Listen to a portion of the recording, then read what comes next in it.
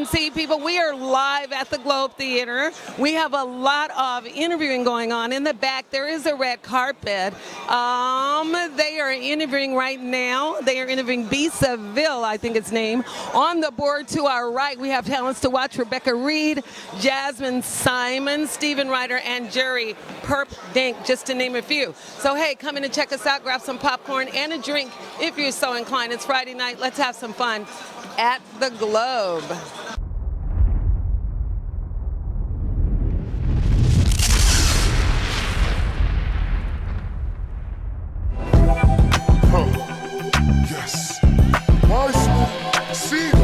But anybody that really loves what they do and is an actress or actor knows that you hear no exponentially more than you will ever hear yes. You'll get 10 good yeses and 2,000 harsh no's. So in between the 10 yeses, there's a lot of no's. And so all the time I question, and I'm a regular on a show and I have this career that's taking off, and still it is extremely hard. I was telling someone in the press line, once you reach a goal, your goal instantly changes. And so I reached my goal. I'm a series regular on a huge hit TV show. So now it comes, what's next? And so the what next, you have to work just as hard for the what's next as you did to get to where you were. And in the climbing of the mountain, there's always times that you just want to sit down or go back down.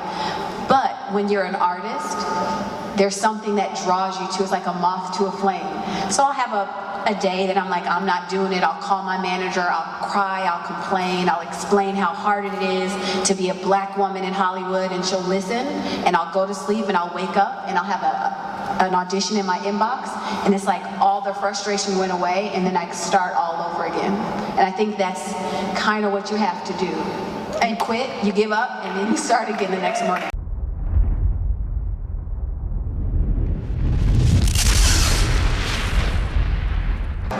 But yeah, I've only been doing it for 2 years, but if I could have pushed myself to work as hard as I am now, then I'd be way farther than I was. So don't fuck around from the jump.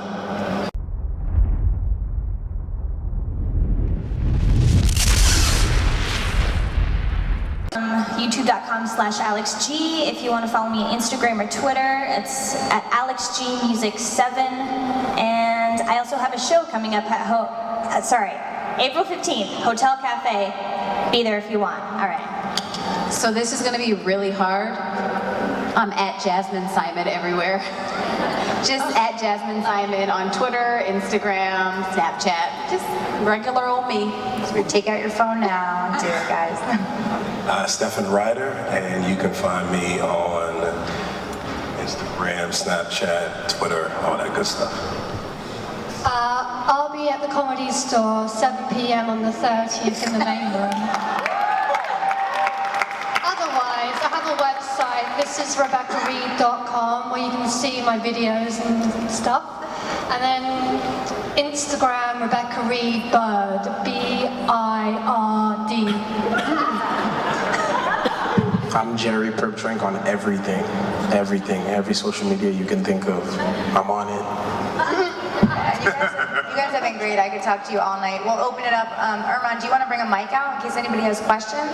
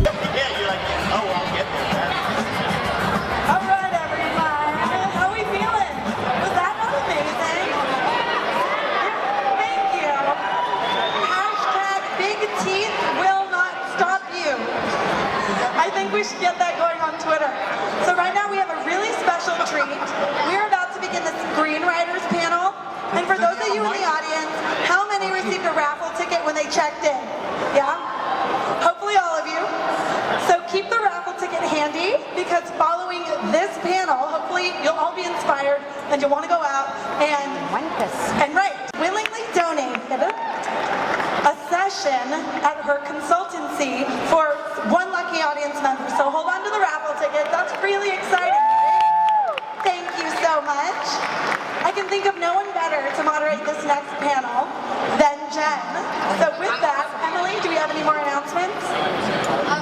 give a shout out to 100 Water.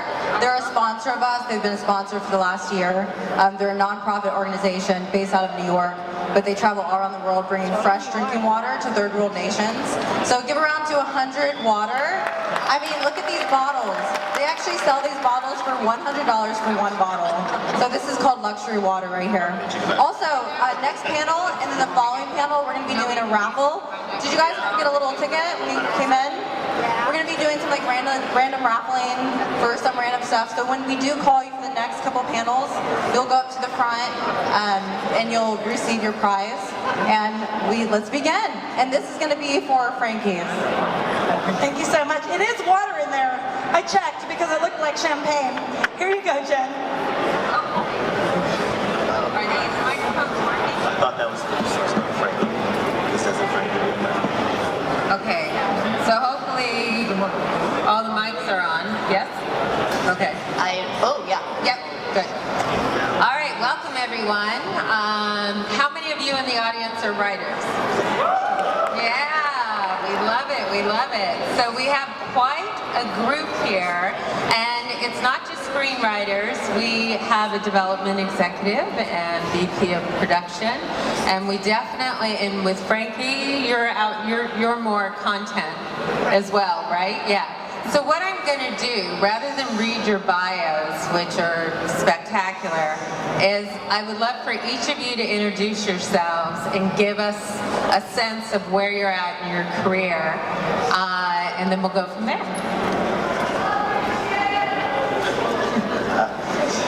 You're famous. Hi everybody. I'm definitely a writer. My name is Josh Allen, and I, as of season 2, am a story editor on the Fox series Empire. And before that, I worked on a show on CBS called Hostages. It only went one season. I don't know if you remember driving down like Venice and seeing Toni Collette with an American flag wrapped around her mouth. That was our show.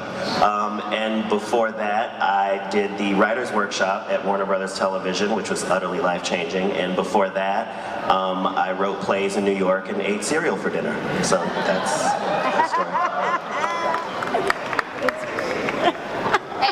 Stephanie Folsom, and I'm mostly a screenwriter. I guess my big break came when I wrote this crazy script called 1969: A Space Odyssey, and it made the blacklist. And then things just snowballed from there. I got a job adapting a book for Warner Brothers, I wrote a movie for Disney, and then right now I'm doing Thor Ragnarok for Marvel. So it's been great, because before that I was just a struggling advertising writer, and then before that I was just traveling to really horrible places in the world, filming documentaries and making no money, so life is good, knock on wood.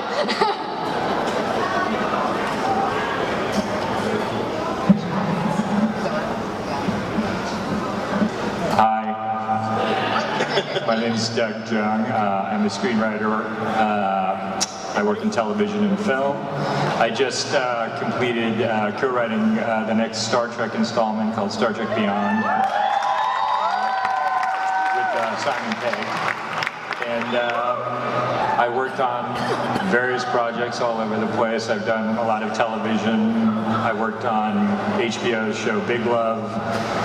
Recently a cinematic show called Banshee. I co-created a show called Dark Blue that was on TNT. So I have, all of that is true. So I'm excited to go after that. My name is Jason Seagraves, and I work for Cross Creek Pictures. We're an independent company, independent financier and production company. So we made Black Mass this past year that came out, and Everest. So I'm a VP of production and development there. And before that I worked for Scott Rudin twice, so I survived to be here today. I'm Alan Malenkus. I'm a writer and producer. My most recent credit is I co-wrote and produced Straight Outta Compton. I was the original writer and championed the film through 3 studios. I've worked in television and developed a lot of projects. I was a writer for Jay Leno on The Tonight Show for years. years. And I currently got 5 or 6 projects in development that are all leaning towards biopics now. I picked some good ones, and we'll talk about it with Jen. Hi, my name is Frankie Lindquist. I have a company called Scooty Boop Elite. We rep writers and directors in the lit space, and we just got back from producing a film in Winnipeg. So we're also in the independent developer space as well.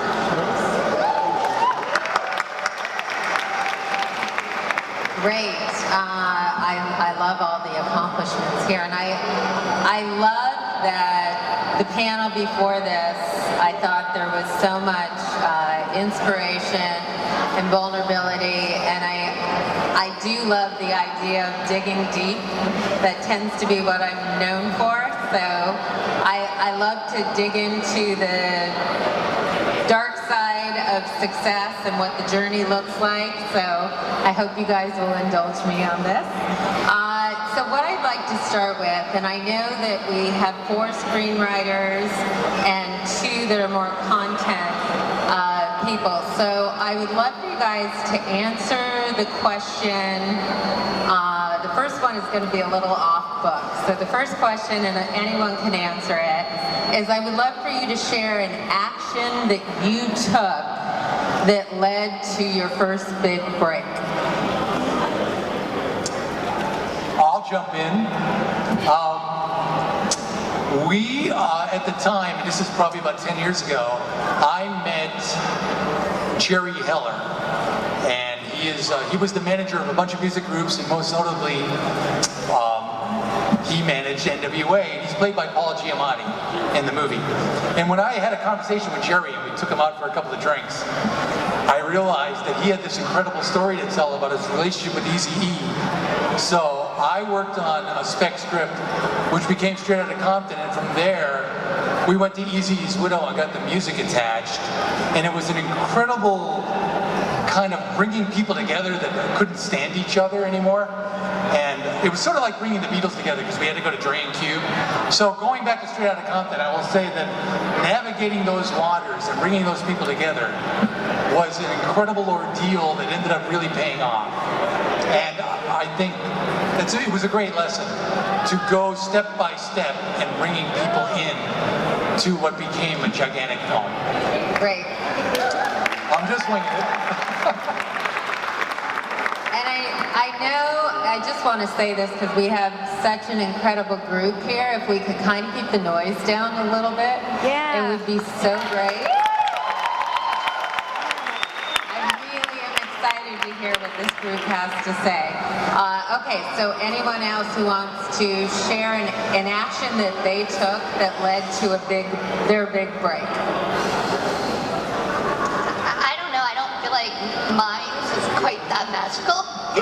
I kind of feel like I just spent a lot of time staring at a computer, like with a lot of self-loathing, and just banging away and banging away and banging away until, you know, I had a body of work, and then just more of just knocking on doors and trying to get things done until eventually it happened, and I turn around and I'm like, I have no clue how any of that happened. Like, and how did it happen? Like, what was your first big break? I would have to say it was when I was just kind of getting frustrated with everything, and so I just was like, what do I love? I love space, I love Kubrick movies, so I just wrote a crazy script that I thought no one would ever read or care about, because I was just kind of had it with everything. So that's, I think, not giving a crap at the end of the day is what was my big breakthrough moment. No, I think that's great. I love that. And what about Joshua? What would you say is an action that you took? You got into the Warner Brothers program. Yeah, I would say before that it would have to be in college when I dropped out of chemistry class. So when I started, I went to college at USC, go Trojans. I heard some Bruins cheering earlier, I forgive you. I was pre-med, and I was like, oh, I'm gonna go to med school, I'm gonna be a cardiologist, I'm gonna do all that. Turns out you need 2 years of chemistry before you can even go to med school. And I'm real bad at chemistry, y'all. Like, like embarrassingly bad. And so, turns out I don't like to do things I'm bad at. So, I dropped out of that class. There's still a W on my college transcript. And that was when I was like, okay, it's time to get real about what we really want to do. And so I was planning on taking a few theater classes just sort of casually. And then I saw that a lot of my friends were actually majoring in it. I was like, oh, this is a thing you can do. And so I was on scholarship, and I went down to the scholarship office, and I was like, so let's say I'm not pre-med anymore. You gonna want your money back? And they were like, no, that's ludicrous. Why would we do that? So that's how it all got started for me. I can't say that led directly to a big break, but I think that was the first time I was like, I need to make real decisions for what I really want to do, because, you know, life's short and tomorrow's not promised.